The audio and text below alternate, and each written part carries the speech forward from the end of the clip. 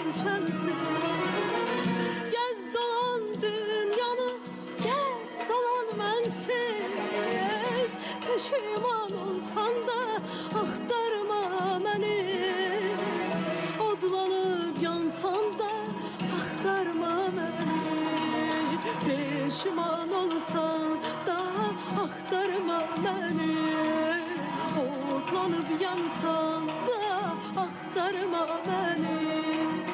Axtarma beni, axtarma beni, axtarma beni, axtarma beni, axtarma beni, axtarma beni. Pişman olsan da axtarma beni. Otlanıp yansan da axtarma beni. Pişman olsan da axtarma beni. Otlanıp yansan da axtarma,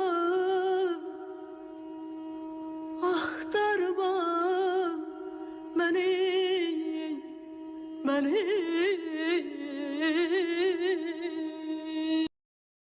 Müqəddəs uşağım Xocalı rayon mədəniyyət evidir.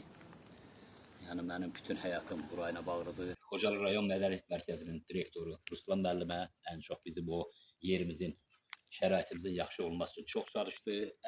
Əsasən yəni biz Goranboy rayonuna tabiyik.